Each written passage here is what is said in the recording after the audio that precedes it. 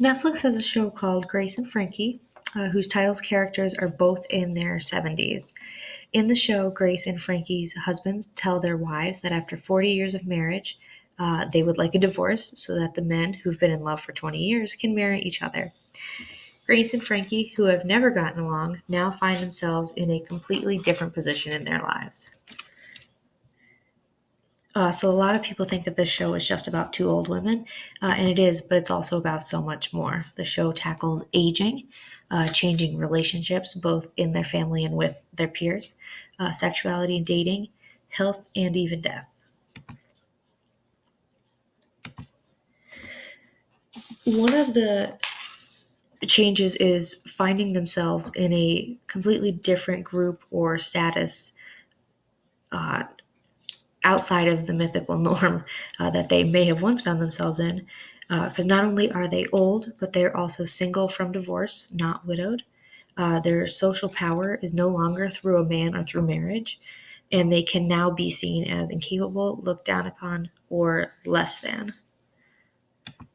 The media doesn't often show aged people in a positive light. If at all, they're very underrepresented. And the four main characters in this show are all over 70.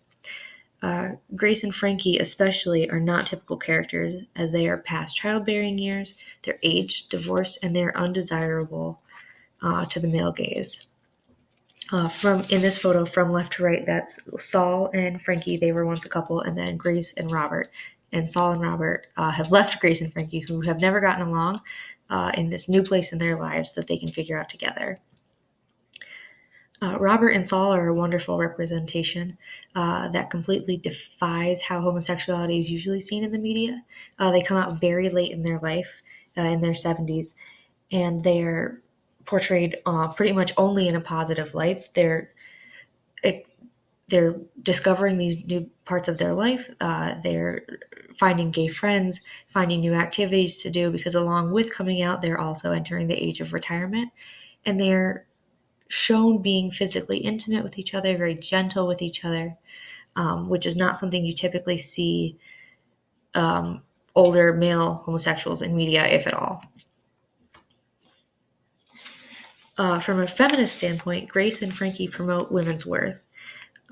They throw youth and beauty out the window, and they use their aging bodies to become an impressive reinvented version of themselves. They refuse to be obsolete, and they refuse to be defined by their relationships or lack thereof with men. The show is very vocal about sexuality. It's very sex positive. The women and the men openly have sexual desires, and they flaunt it. At one point, Grace, who's played by Jane Fonda, tries to use a toy for self pleasure and has a very poor experience as it aggravates her arthritis. So Grace and Frankie take it upon themselves to make a new vibrator for aging women. They're promoted as go getters. They bring up a topic that's often ignored or taboo, and they refuse to be dismissed. They're very active in creating this new business. They meet with partnerships, and they can tell when people don't take them seriously just because they are two older women with an idea that doesn't exist on the market of a vibrator for older people.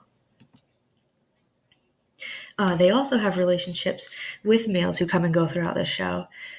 These two typical women who would not be seen as sexually desirable both are active in relationships with other people that the women pursue and get pursued by.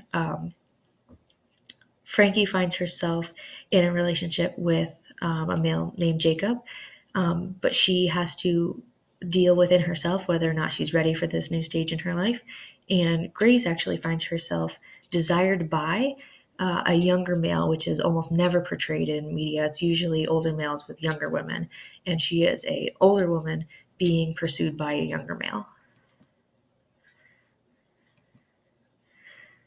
Another interesting topic this show brings up is the topic of death. Both Grace and Frankie and Robert and Saul have to deal with their social circle is now dwindling because their friends are dying. At one point, they make a comment that their phone doesn't ring anymore unless it's somebody calling to give them times and dates of funerals. In a different light, the woman in the middle of this frame, her name is Babe, she actually comes to Frankie because she's had cancer before, beat it, was miserable during all of her years of chemo, and finds out that her cancer has come back. She's decided that she's lived a wonderfully full life and that she wants to die on her own terms. So she actually brings the topic of assisted suicide into the show that Grace and Frankie both wrestle with. Um, but they ultimately decide that, as an older person, that it's their right, that she um, was perfectly appropriate to ask of them, and now they must figure out what they want to do with this. But again, just another topic that is not brought up in media, and that older people and younger people, because hopefully we'll all get old, this is brought to the forefront because it's no longer ignored, and create a conversation and a dialogue with a common shared experience that almost all of us will go through. So the show certainly has its flaws. I mean, it's heavily white. Um, it's not completely straight, which is wonderful, but it does promote complex characters, very intersectional. It's got age at the forefront of the show, and heavily uh, sexualized show, which is really wonderful. So it's got its flaws, but it's also really got its strengths.